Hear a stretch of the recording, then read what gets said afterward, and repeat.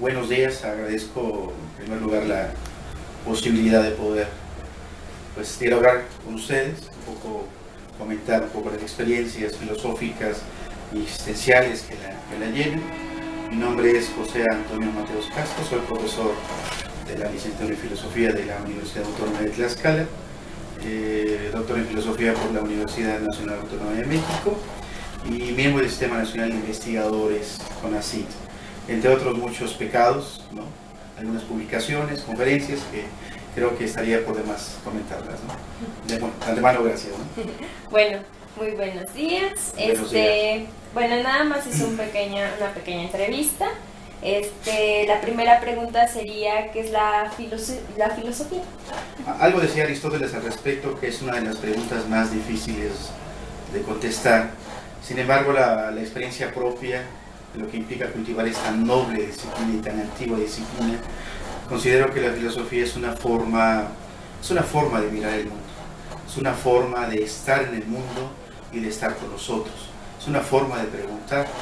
Si recordamos, los primeros filósofos empiezan a preguntar y a asombrarse, a dudar exactamente por el espacio que circunda, empiezan a responder con elementos de la naturaleza y en un segundo momento se empieza a trabajar con conceptos, ya no con elementos físicos.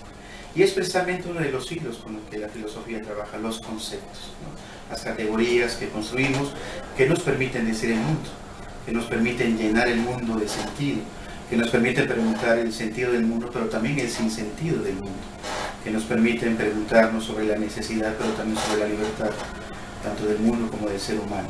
Por eso considero que la filosofía nos constituye en el sentido de que nos dice quiénes somos, y nos dice por qué preguntamos, cómo preguntamos y para qué preguntamos. Creo que es una actividad inherente a la propia condición humana, la necesidad, como decía el propio Aristóteles, es decir, la necesidad de saber en dónde estamos parados, ¿no? ¿Qué hacemos aquí? ¿No? ¿Cuál es el sentido de mi existencia o si no tiene sentido mi existencia? Y en esa medida la filosofía nos ayuda un poquito a ubicarnos en este mundo que está acostumbrado a vivir en la locura, ¿no? Okay. La siguiente pregunta sería, ¿por qué es importante el estudio de la filosofía y cuál es el quehacer de un filósofo?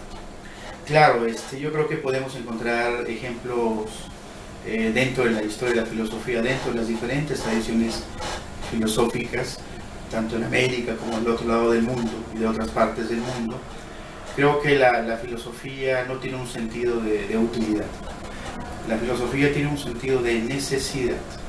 Y yo creo que siempre la filosofía ha sido necesaria exactamente bajo un poco lo que comentábamos anteriormente, ¿no? Para darle sentido, para ordenar el mundo, para saber cómo estamos, qué hacemos en este mundo y cuál es, digamos, un poco la razón de ser de nuestra existencia. Creo que en ese sentido la filosofía siempre ha sido necesaria.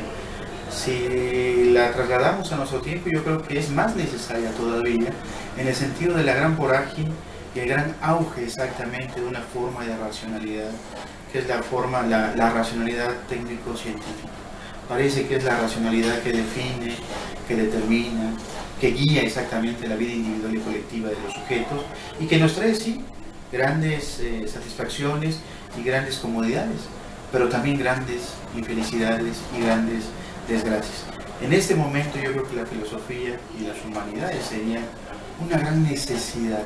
Es un gran equipaje de todas las tradiciones que nos permiten cuestionar, que nos permiten decir por dónde más o menos puede el hombre encontrar algún sentido dentro de este caos. Si bien es cierto, la razón científico-técnica nos permite explicar el mundo, la filosofía nos permite encontrar sentido en la existencia, ¿no?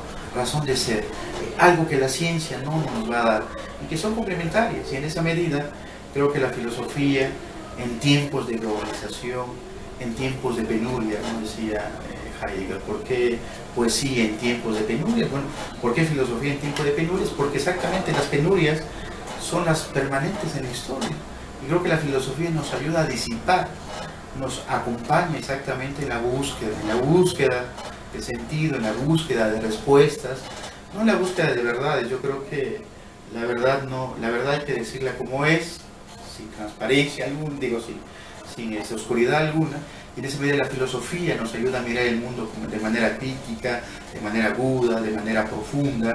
Por eso siempre será necesaria la filosofía. Mientras el hombre exista, la filosofía será una necesidad humana, ¿no?, inherentemente a la propia condición.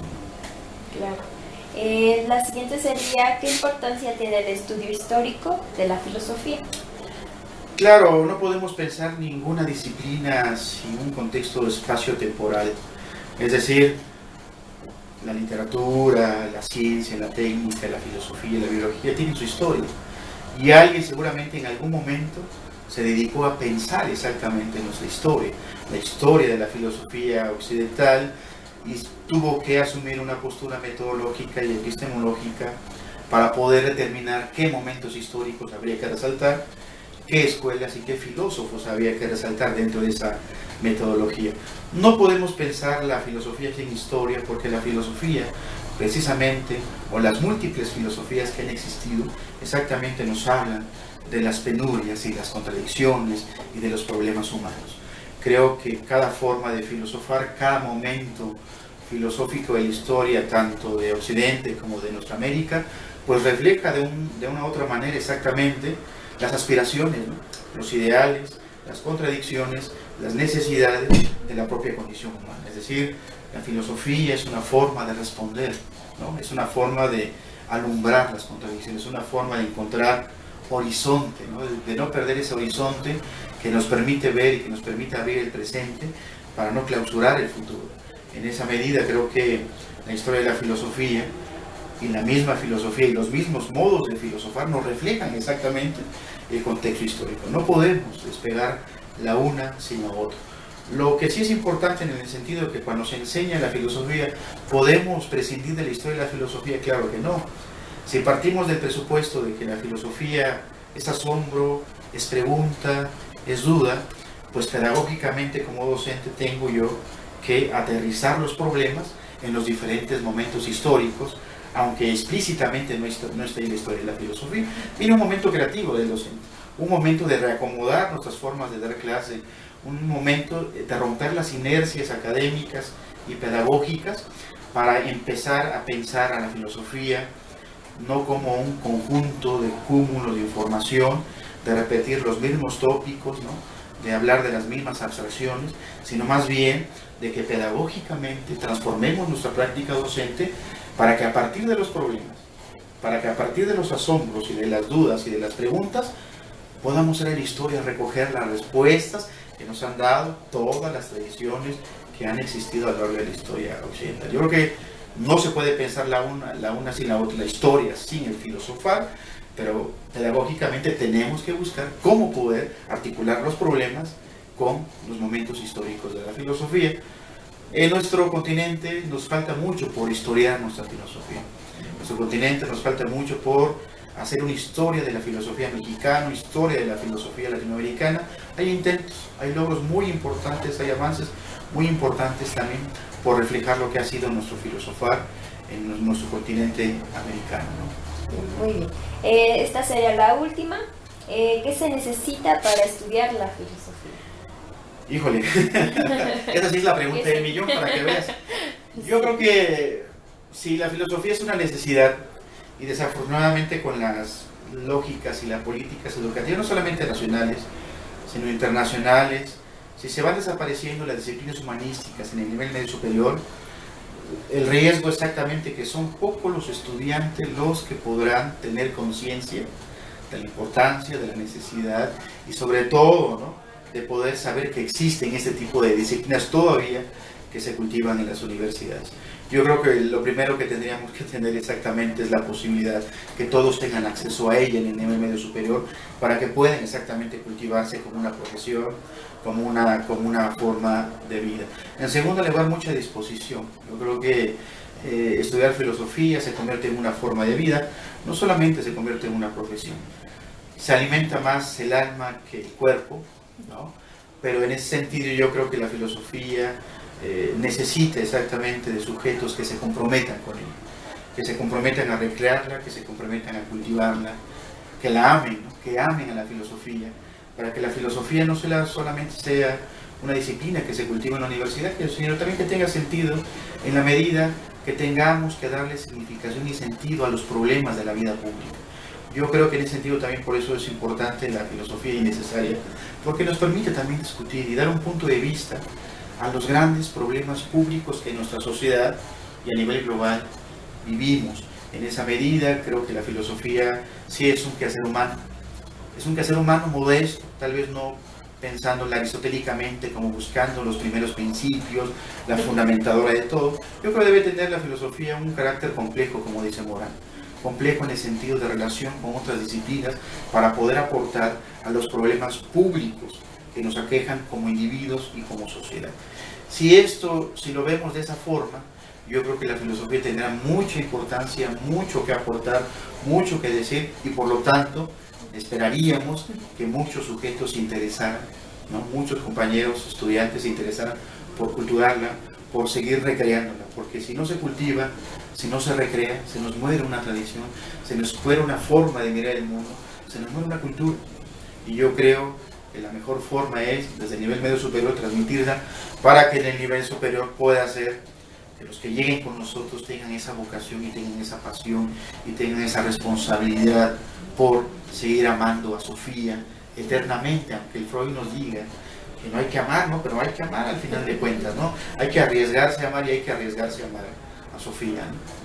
Y a sufrir. Y a sufrir por ella también, claro que sí, ¿no? Porque también son las dos cosas, ¿no? Amar y sufrir, ¿no? Y no evoco aquí el filósofo del doctor Mario, el José, amar y querer, ¿no? Muy bien, pues muchísimas gracias por la entrevista. No, gracias a ti, te agradezco mucho.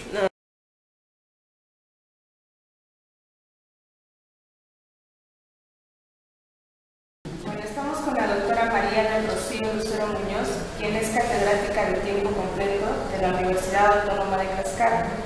Le vamos a hacer unas preguntas. En primer lugar, para usted, ¿qué es filosofía? Para mí la filosofía, primero es un modo de vida. Quizás cuando uno empieza a estudiar no lo percibe uno claramente, pero a lo largo de la vida vas cambiando y vas viviendo según tus convicciones filosóficas. Entonces sí creo que tiene que ver con el modo de vida. En segundo lugar, para la etapa en que yo me formé, pienso que la filosofía se veía o tenía que ver con un compromiso con la sociedad, retribuir lo que nos enseñaban, y entonces tiene que ver con un carácter práctico, relación con la sociedad, con los problemas que tiene, con conciencia crítica. Podría yo decir eso. ¿Por qué es importante el estudio de la filosofía y cuál es el quehacer de un filósofo? Es importante la filosofía porque diría Cosí, que es la mirada que rompe lo común. Vivimos en un mundo tan común que parece que eso es, y no es cierto. El filósofo siempre se pregunta qué hay más allá, cuál es la justificación de tal conducta, cuál es la justificación de tal gusto, por qué hacemos esto, para qué lo hacemos, y entonces rompemos con lo común y tratamos de buscar fundamentos de las actividades, y eso ayuda, o tendría que ayudar, a orientarse, a tener conciencia crítica y a como difundirla en la sociedad y no tener pensamientos tan comunes y enajenados. Para usted, ¿qué importancia tiene el estudio histórico de la filosofía? Yo creo que no se puede aprender filosofía sin conocer su historia, pero aquí hay un dilema. ¿Cómo enseñamos la historia de la filosofía? La enseñamos cronológicamente a través de los semestres, filosofía 1, 2, 3, 4, y nunca se acaba de enseñar, o la enseñamos a partir de ubicar al autor en su contexto, en su tiempo y los problemas que plantea. O sea, el decir que no sea cronológicamente no quiere decir que no sea importante. Yo creo que es muy importante ver al autor siempre en sus condiciones históricas. Y por último, ¿qué se necesita para estudiar filosofía? Se necesita básicamente como esta curiosidad de decir ¿qué más hay? No puede ser que mi mundo en el que vivo tan terriblemente limitado sea eso. Puede ser de otra manera, o debe ser de otra manera, o hay otras formas de ser. Entonces tratas de investigar cuáles son, y con eso te ayuda mucho para empezar a estudiar filosofía. Con esto terminamos. Muchas gracias.